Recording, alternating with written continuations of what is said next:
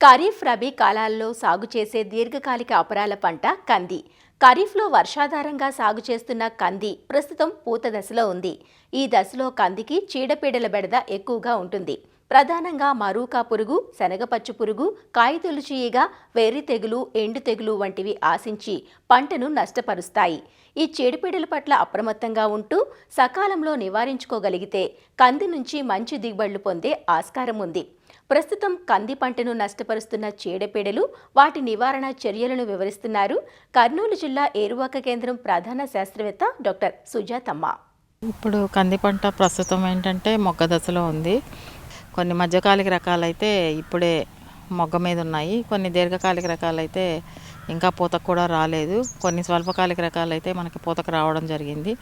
అయితే ఈ దశలో మనకి బాగా ఆశించి నష్టపరిచే పురుగు వచ్చేది గూడు కట్టే పురుగు.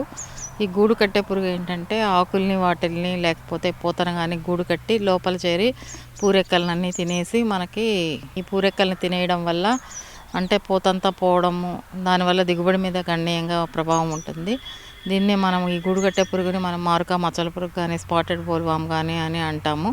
దీని నివారణకు ఏం చేయాలంటే ఇప్పుడు లీఫ్ వెబ్బింగ్ స్టేజ్లోనే ఉంది కాబట్టి మనం వెంటనే పురుగు మందులకు పోకుండా వేప నూనెని ఒకసారి మనం 5 మిల్లీలీటర్ల వేప నూనెని 1 లీటర్ నీటికి చొప్పున కలిపి మనము 200 లీటర్ల మందు ద్రావణాన్ని మనం ఎకరా పొలంలో పిచికారీ చేసినట్లయితే మొదటే మనము నివారించుకున్నట్లయితుంది. తర్వాత అవసరాన్ని బట్టి మనము కెమికల్స్ ఒకప్పుడు మనకి నువాన్ ఉండేది, నువాన్ కలిపి కొడితే లోపల వరకు పోయి ఫ్యూమిగెంట్ యాక్షన్ ఉండి మనకి బాగా కంట్రోల్ అయ్యాయి. ఇప్పుడు నువాన్ లేదు. ఇప్పుడు దాన్ని కంట్రోల్కి అయితే కానీ మనము నవల్లిరాను ఎకరాకి 200 మిల్లీలీటర్లు కానీ లేదా అంటే ఇండాక్సాకార్ప్ ఎకరాకి 200 మిల్లీలీటర్లు కానీ పిచికారీ చేసుకొని నివారించుకోవాలి.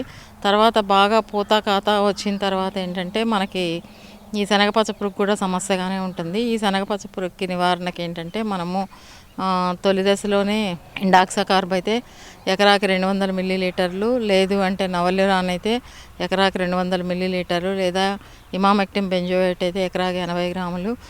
ఇంకా ఉధృతి బాగా ఉంది అనుకుంటే ట్రేసర్ అంటే స్పైనోసాడ్ అనే మందుని మనము ఎకరాకి 60 మిల్లీలీటర్లు పిచికారీ చేసి నివారించుకోవాలి.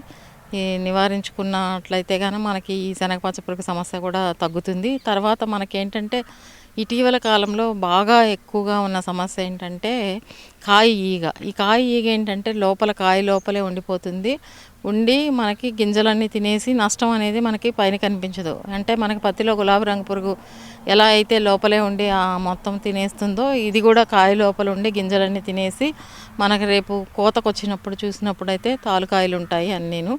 దీన్ని మనం ఏంటంటే థయాక్లోప్రిడ్ అనే మందుని ఎకరాకి 140 మిల్లీలీటర్లు పిచికారీ చేసి నివారించుకోవచ్చు. ఇంకా తెగుళ్ళ విషయానికి వచ్చినట్లయితే ఏంటంటే మనకి ఒకటి ముఖ్యంగా వచ్చేది ఇప్పుడు వర్షాలు ఈ మధ్య ఇటీవల కాలంలో బాగా కురవడం జరిగింది. ఈ వర్షాలకు ఏంటంటే మనకి విల్ట్ అనేది ప్రధాన సమస్యగా వస్తుంది.